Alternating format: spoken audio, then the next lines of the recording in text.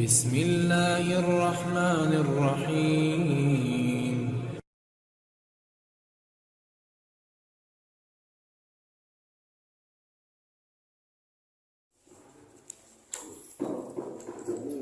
A'udzu billah, bismillah, walhamdulillah. Assalamualaikum warahmatullahi wabarakatuh.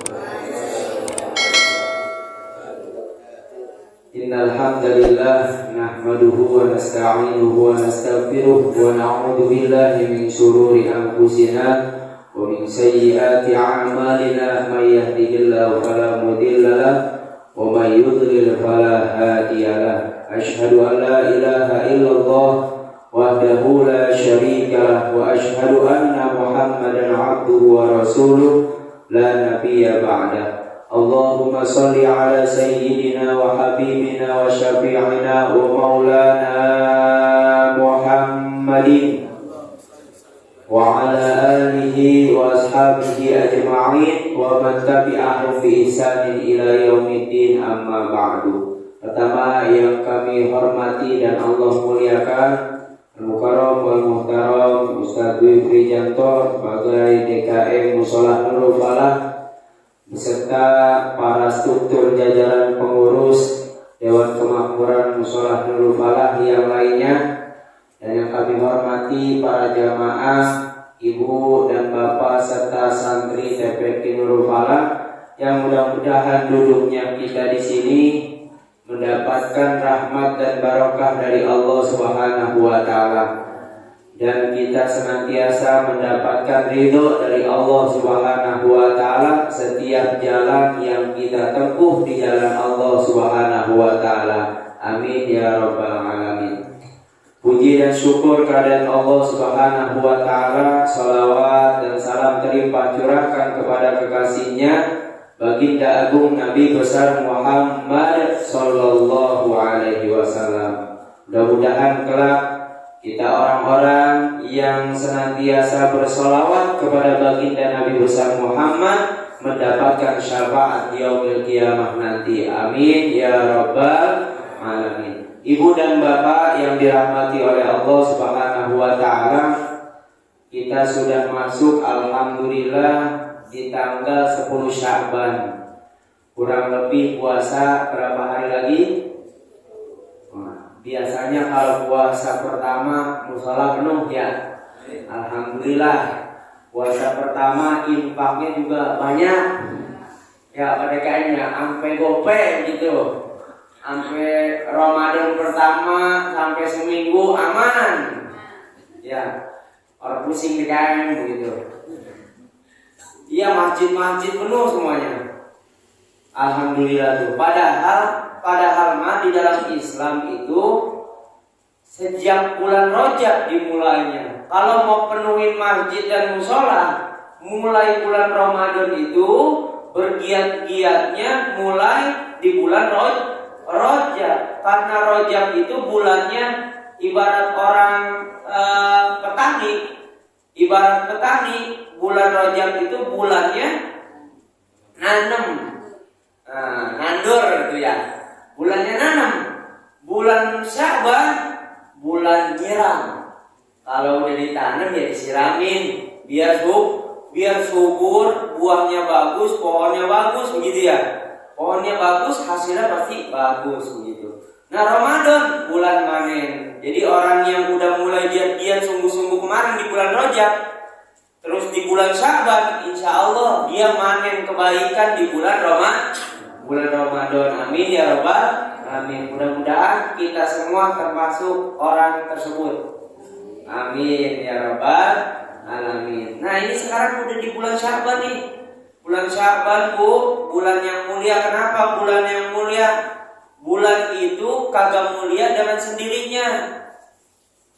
Kenapa disebut bulan mulia? Karena ada kebaikan di situ. Kebaikan di dalam bulan Sya'ban. Mulai dari apa? Ada perpindahan kiblat di bulan Sya'ban. Kiblat pindah di bulan Sya'ban. Makanya di Madinah ada namanya Masjid Qiblataini. Ada Masjid Qiblataini di Madinah.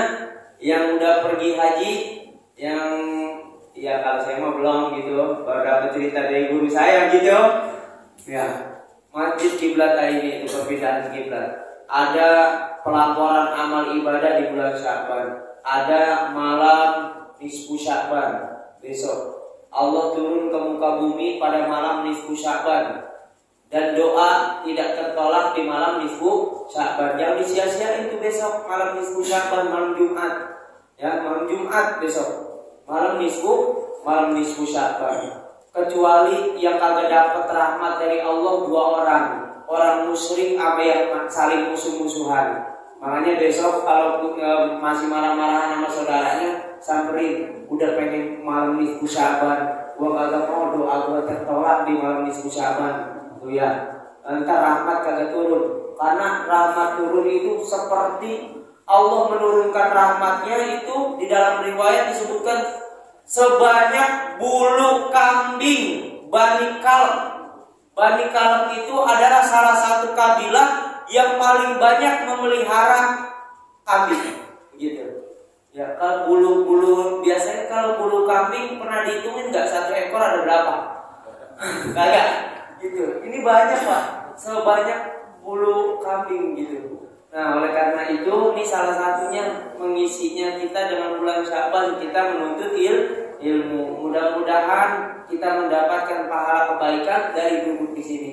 Amin ya rabbal alamin. Ibu dan bapak yang dirahmati oleh Allah Subhanahu wa taala. Nah, kita masuk ke tema kita sekarang. Kita pelajaran Nasoibul Ibad, yang mana kemarin kita sudah sampai di maqalah kelima. Di maqalah kelima, perkataan daripada sahabat Utsman radhiyallahu an. Jadi maqalah itu kan nama kitabnya Nasoibul Ibad, nasihat-nasihat seorang hamba. Jadi setiap maqalahnya kita dinasehatin. Dinasehatin. Jadilah orang yang pengen dinasehatin. Karena ada orang yang kagak mau dinasehatin sama sekali. Bahkan ketika dinasehatin, biasanya kan kalau orang masuk kuping kanan, keluar kuping kiri, masih masuk itu. Tapi ada orang yang kagak masuk sama sekali. Artinya menolak duluan, menolak nasihat gitu. Baru pengen masuk mental. Nah itulah penyebabnya tidak hadir hidayah kepada orang tersebut begitu, sehingga semakin jauh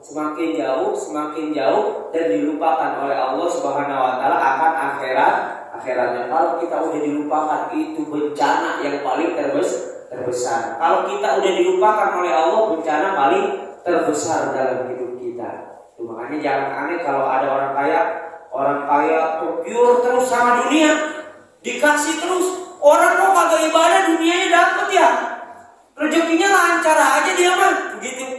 Mobil, pengen beli mobil ada duitnya, pengen beli motor ada, pengen beli rumahnya yang membayar di mana-mana. Tapi dia kan kagak pernah sholat, kagak pernah ngerjain ibadah. Kok rezekinya ngalir aja? Sedangkan saya sholat sampai subuh, saya rutinin. Sebelum subuh saya zikir, istighfar 100 kali.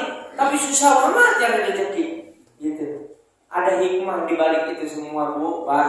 Mungkin kalau dikasih kaya kita lupa sama Allah, gitu ya.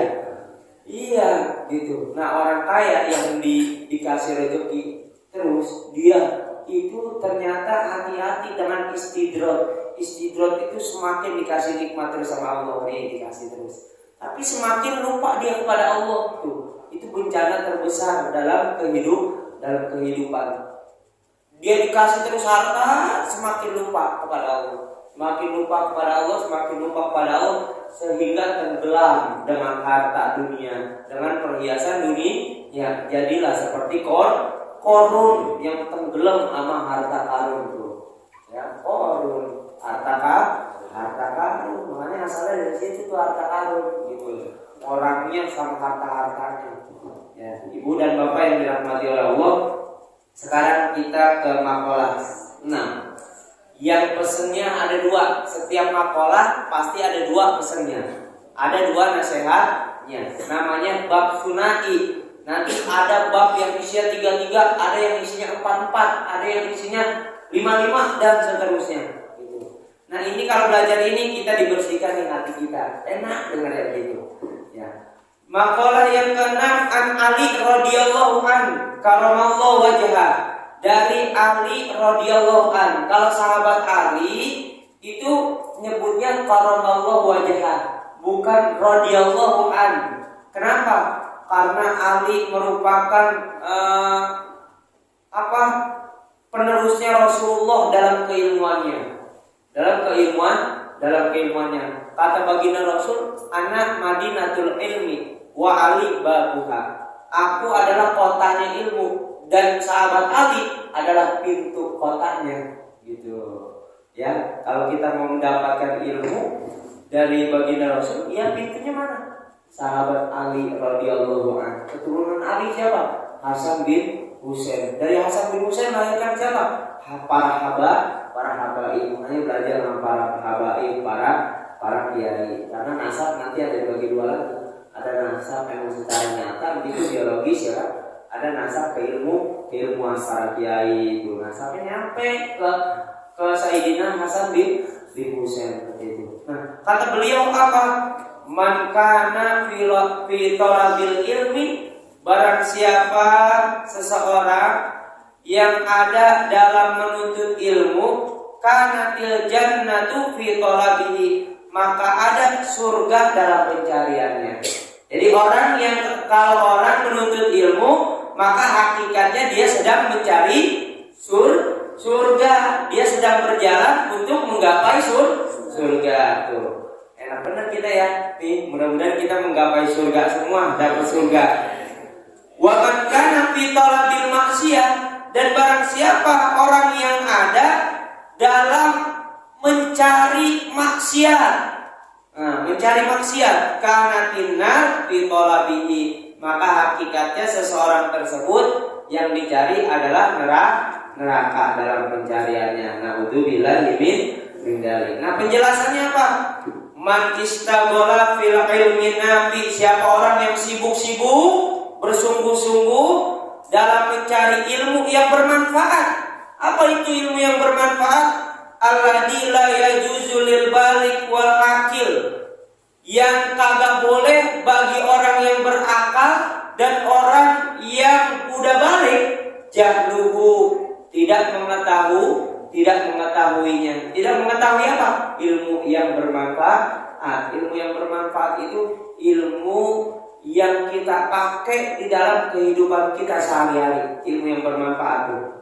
Nah, ilmu yang kita praktekkan dalam kehidupan sehari-hari. Ilmu fikih buat pakai ibadah kepada Allah, gerakan badan kita. Ilmu tauhid biar mantap setiap detik, setiap harinya keyakinan kita kepada Allah, biar kagak ada keraguan. Makanya itu harus setiap hari bahkan malah dikaji tauhid fikih dan akhlak. Buat apa? Buat muamalah kita sesama manusia pakai akhlak, ibadah pakai akhlak, dalam kehidupan sosial pakai akhlak tuh. Karena fil haqiqah qaliban lil jannah, maka orang yang sibuk-sibuk mencari ilmu yang bermanfaat, maka secara hakikatnya dia sedang mencari surga. Waliridhallahi ta'ala, dan dia sedang mencari ridhonya Allah Subhanahu wa ta'ala. Dan sebaliknya, wa man kana, dan siapa orang muridan lil maksiyah, menghendaki untuk mencari kemaksiatan, hidupnya hanya untuk bermaksiat kepada Allah Subhanahu wa ta'ala, karena fil haqiqah, maka orang tersebut di dalam hakikatnya qaliban linnar, dia sedang mencari neraka dicari. Kok dicari gitu ya. Neraka dicari. Wa sukhtillahi ta'ala, dan mencari murkanya Allah Subhanahu wa ta'ala. Nah, itu nih kita dipesenin, berarti betapa agungnya seseorang yang mencari ilmu di jalan Allah Subhanahu wa ta'ala. Walaupun dia mati dalam mencari ilmu, kalaupun dia mati dalam menuntut ilmu gitu, maka matinya mati syahid, karena dia mati sedang di jalan Allah Subhanahu wa ta'ala dan ingin mencari ridho Allah. Tapi diniatkan Pak, biar apa-apanya jadi pahala, begitu ya. Karena ada amalan akhirat kagak dapat apa-apa, berubah jadi amalan dunia, dan sebaliknya amalan dunia bisa jadi amalan akhirat. Contohnya apa? Kita sholat, aku sholat biar orang lihat rajin gua sholat, gitu ya. Itu amalan akhirat yang bisa berubah menjadi amalan dunia. Gitu sebaliknya, amalan dunia, apa amalan dunia? Kerja. Kita kerja amalan dunia apa bukan?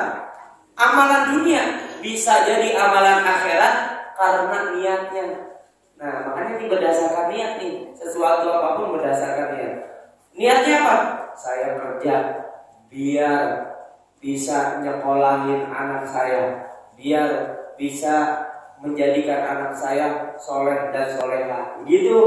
Itu udah masuk ke dalam niat, urusannya akhirat. Makanya jadi amalan dunia bisa jadi amalan akhirat. Ya. Ini yang pertama nih Bu, anjuran untuk menuntut ilmu. Betapa mulianya orang yang menuntut ilmu, hakikatnya itu sedang mencari ridho Allah dan surganya Allah Subhanahu wa ta'ala. Dan makalah yang ke-7, an Yahya bin Mu'adz radhiyallahu anhu, dari Yahya bin Mu'adz, semoga Allah meridhoinya. Apa kata beliau? Ma'asallaha karimun, tidak akan bermaksiat, tidak akan durhaka kepada Allah. Siapa? Orang yang mulia. Siapa orang yang mulia? Hamidun fu'al, orang yang terpuji dalam perbuatannya. Perbuatannya itu perbuatan terpuji, perbuatan yang pantas dilakukan. Wa huwa may yukrimu nafsahu bittaqwa. Siapa orang yang mulia? Orang yang memuliakan dirinya dengan bertakwa, wabil ihtirasi anil ma'asi, dan dia menjaga daripada bermaksiat kepada Allah, kagak bermaksiat kepada Allah. Itulah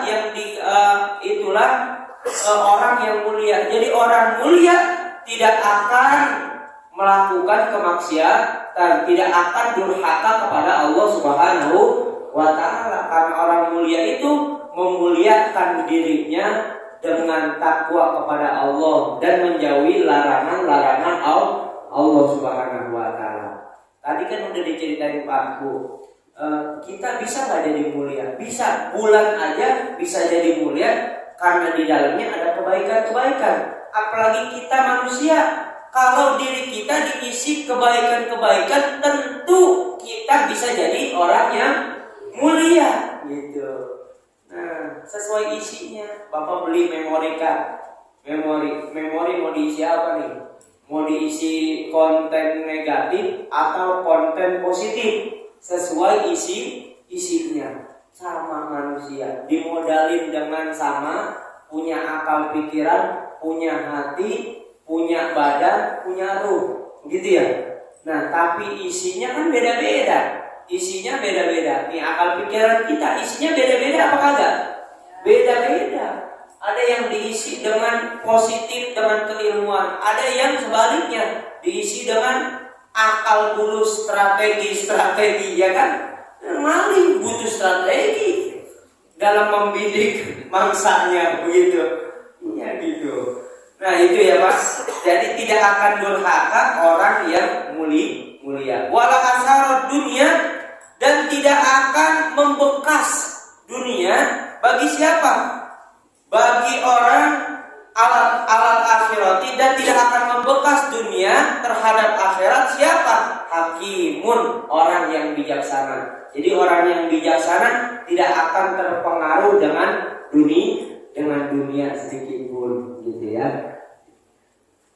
Siapa orang yang bijaksana? Orang yang bijaksana itu musibun fi af'alihi wa huwa may yamna'u nafsahu min mukhalafati aqlihi salim. Orang yang sesuai Orang yang sesuai dalam perbuatannya, ucapannya sama perbuatannya sesuai. Ini yang susah, menyesuaikan ucapan dengan perbuatan. Susah nggak? Susah. Padahal kita setiap hari sholat begitu, tapi masih ada kelakuan yang kita kurang pantas kita lakukan gitu. Kagak sesuai sama apa yang kita pelajari kadang. Apa yang kita ucapkan. Padahal kita di dalam sholat diajarin untuk aurat, tapi di luar sholat kita masih berani umbar aurat. Di dalam ilmu sholat banyak banget yang kita ucapin, gitu. Yang banyak banget yang kita ucapin, banyak banget yang kita pelajari. Kalau sholat untuk aurat dong, oh berarti di luar diajarin tuh cara berpakaian yang baik. Mulai dari sholat, makanya kan baginda Nabi pernah bersabda, kalau sholatnya baik, seluruh amalnya bakalan baik. Kalau sholatnya rusak, seluruh amalnya juga bakalan rusak. Dari sholat kita banyak dapat kehidupan di dalam sholat begitu. Nah, kalau lagi berdiri, ingat dong kita bakalan sujud. Gitu. Kalau lagi di atas ingat bakalan ada suatu saat kita kalah di bawah. Banyak ilmu kehidupan di dalam sholat gitu. Ya, ibu bapak yang dirahmati oleh Allah tuh, itu orang yang bijaksana tidak akan terpengaruh, tidak akan mengutamakan dunia daripada akhiratnya. Dan makalah yang ke-8 yaitu Anil A'mash. Dari A'mash, namanya siapa? Namanya Sulaiman bin Mahran al-Kufi. Kata beliau, man kana ra'su malihi at-taqwa, siapa orang yang pokok hartanya adalah takwa, pokok dasar hartanya adalah ketakwaan kepada Allah Subhanahu wa ta'ala. Kawatil alsun an wasfi ribhi dinihi, maka sulit. Apa yang sulit? Lisan untuk mensifatkan keuntungan daripada agamanya. Wa man kana ra'su malihi dunya kallatil alsun an wasfi khusrani dinihi, siapa orang yang dasar hartanya adalah dunia, maka sulit lidah atau ucapan ini sulit an wasfi khusrani dinihi, untuk mensifati kerugian pada agamanya. Maksudnya apa? Wal makna begini maknanya. Kalau ada kita melihat orang yang bertakwa kepada Allah, bertakwa nih dia kepada Allah Subhanahu wa taala, selalu berpegangan teguh di jalan Allah Subhanahu wa taala, maka orang itu sulit untuk kita sifati kebaikan-kebaikannya. Kebaikan, oh dia mah orangnya dermawan, oh dia mah orangnya baik banget sama orang, oh dia mah orangnya rajin sholatnya. Tuh, lisan kita bakalan capek untuk mensifati daripada kebaikan orang tersebut. Sama seperti orang yang dasar hartanya adalah dunia. Dasar hartanya adalah dunia. Maka kita akan sulit lidah kita untuk menyebutkan daripada sifat-sifat keburukannya. Sifat-sifat keburukan. Oh dia mah rampok gitu. Oh dia mah bakhil, bener gitu. Pasti susah. Pasti lisan kita bakalan sulit, kehabisan. Habis jika disebutkan daripada keburukan orang tersebut. Nah gitu. Nah kalau di sini penjelasannya, man tamassaka ala taqwa, siapa orang yang berpegang teguh dengan ketakwaan. Takwa itu apa? Bimtisali awamirillah, dengan mengerjakan perintah-perintah Allah, wajtina bil ma'asi, dan menjauhi larangan-larangan Allah, maksiat kepada Allah. Bi'at asasa af'aluhu, dengan memondasikan dengan mengasaskan, menumbuhkan asas, menumbuhkan pondasi pada perbuatannya bimuwafaqati syar'i, dengan kesesuaian syariat yang diajarkan. Jadi perbuatannya ini sesuai yang disyariatkan oleh agama Islam. Falahu hasanatun katsiratun la tuhsa, maka dia akan mendapatkan kebaikan-kebaikan, sifat-sifat kebaikan yang mana lidah kita nggak mampu buat ngucapin kebaikan-kebaikan orang yang bertakwa tersebut. Nggak akan mampu kita. Kalau ada seorang Habib contohnya kita kemarin belajar Rasulullah itu minta pendapat malaikat Jibril, minta testimoni kan kemarin. Coba dong sifatin Abu Bakar. Apa kata Jibril? Wah, saya kagak bisa dah sifatin Abu Bakar mah. Karena kenapa? Karena kebaikannya saking banyaknya. Ya udah dah, kalau begitu Umar bin Khattab sifatin kepada saya. Umar itu cuma satu kebaikan daripada Abu Bakar. Umar aja ketika lautan jadi tintanya dan pohonan jadi penaknya, itu kagak bakal saya mampu buat nulis kebaikan-kebaikan yang ada di Umar bin Khattab. Makanya kalau orang ada kebaikannya susah kita nyebutin kebaikannya. Kita sebutin semua kagak bakal cukup tuh. Buku kita beli kagak bakal cukup untuk mensifati daripada kebaikan dalam agamanya, dalam sifat orang tersebut. Begitupun keburukan. Dan yang terakhir yaitu makalah yang ke-9. Yang ke-9 dari Sufyan Ats-Tsauri. Siapa Sufyan Ats-Tsauri? Sufyan Ats-Tsauri adalah Syekhul Imam Malik, gurunya Imam Malik. Imam Malik siapa? Imam Malik itu gurunya Imam Syafi'i. Nah, Imam Syafi'i nanti gurunya siapa? Gurunya Imam Ahmad bin Hanbal. Turun-menurun enggak? Turun-menurun. Berbeda pendapat enggak? Imam Malik beda pendapatnya sama Imam Syafi'i. Imam Syafi'i beda juga sama Imam Ahmad bin Hanbal. Karena kan otak itu diciptakan kagak sama punya otak tapi pemikiran beda-beda kan? Seperti itu. Makanya perbedaan itu dalam agama rahmat, bukan perpecahan. Jadi kalau perbedaan itu seharusnya jangan menimbulkan permusuhan. Itu adalah rahmat dari Allah Subhanahu wa ta'ala. Keanekaragaman lah ibaratnya kalau di Indonesia mah keanekaragaman budaya, suku apa ya kan? Nah, beda suku jangan ribut dong gitu ya. Jangan mentang-mentang sukunya paling bagus, jangan mencela suku yang lain dong. Kayak gitu. Ya saling menghormati.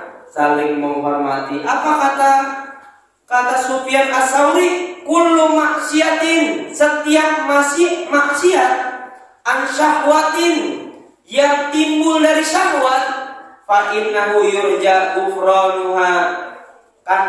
Maka sesungguhnya maksiat yang timbul dari syahwat itu diharapkan pengampunannya. Jadi Bapak Ibu, kalau maksiat yang kita lakukan itu timbul dari syahwat kita, dari hawa nafsu kita bertobat kepada Allah, masih ada kemungkinan kita diampuni oleh Allah Subhanahu wa ta'ala. Masih ada harapan dosa yang timbul dari situ diharapkan pengampunannya.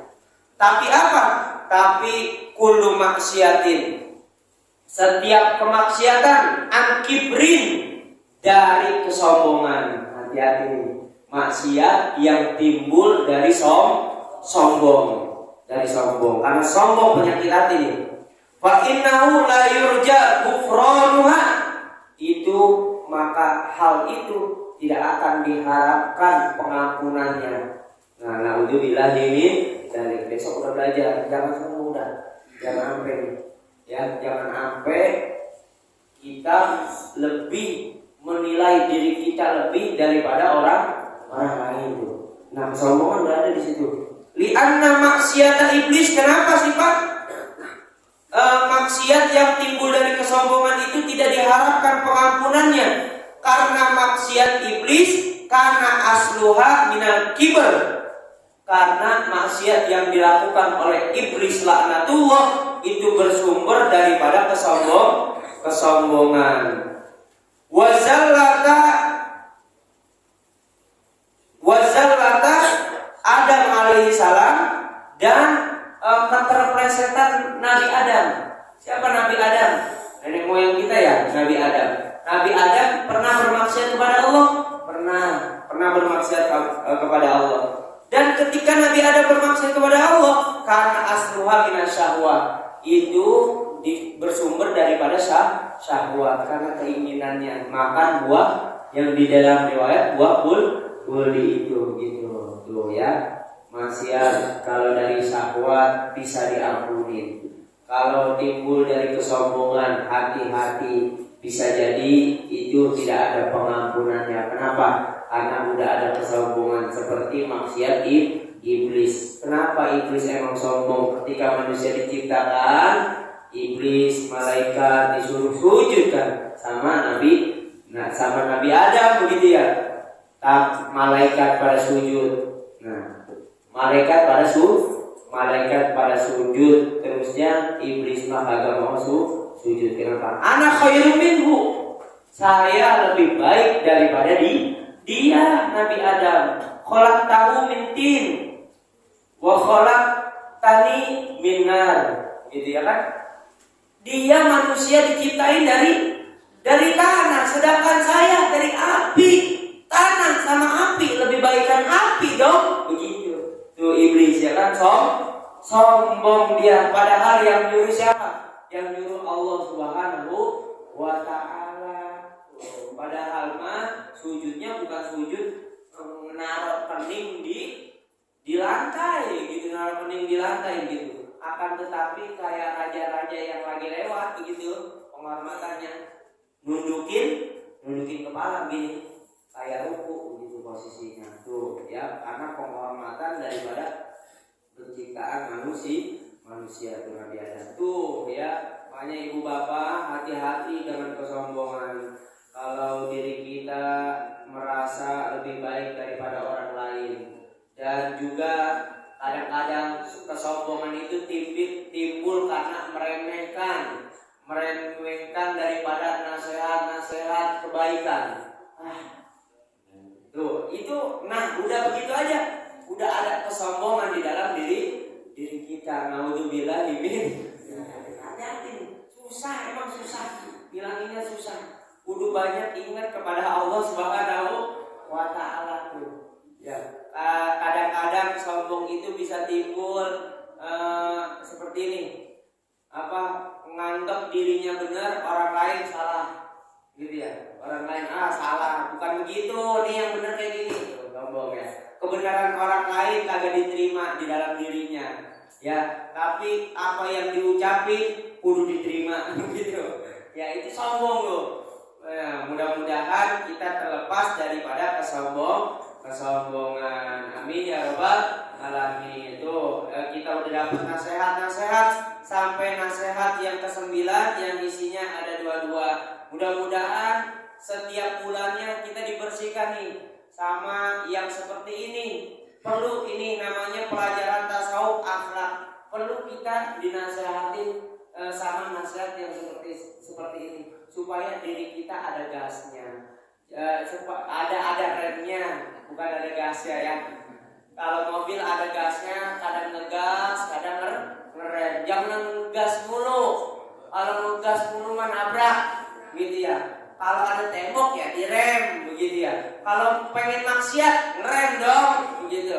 Kalau ada perintah dari Allah, gas yang kencang, gitu. Besok Ramadan nih, ada kebaikan di dalamnya, gas yang full, ya, gas full, gitu ya. Kalau ada perkumpulan gibah, rem, ya. Biasanya kalau gibah mah kuat 3 jam Pak. Nonton TV 3 jam kuat, apalagi nonton gosip di Indosiar. Ya, kuat itu nontonnya gitu. Tapi pas giliran diajak baca Al-Qur'an sama DKM begitu ya. Saya ada urusan ini gitu. Alasannya yang benar gitu ya.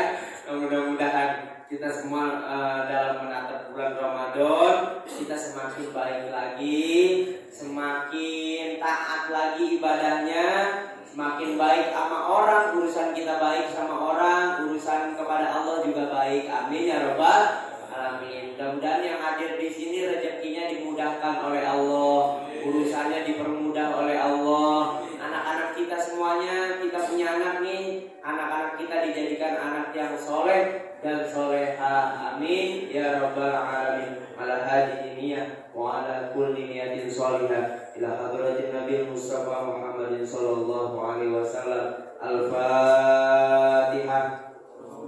Bismillahirrahmanirrahim. Alhamdulillahirabbil alamin arrahmanir rahim maliki yaumiddin. Iyyaka na'budu wa iyyaka nasta'in ihdinas siratal mustaqim siratal ladzina an'amta 'alaihim ghairil maghdubi 'alaihim waladdallin. Amin. Demikian, mudah-mudahan bermanfaat. Apabila ada yang salah itu sumber dari pribadi dan yang benar datangnya hanya dari Allah Subhanahu wa taala. Allahumma waffiq ila aqwamit thoriq. Wassalamualaikum warahmatullahi wabarakatuh. Informasi tambahan yang sekalian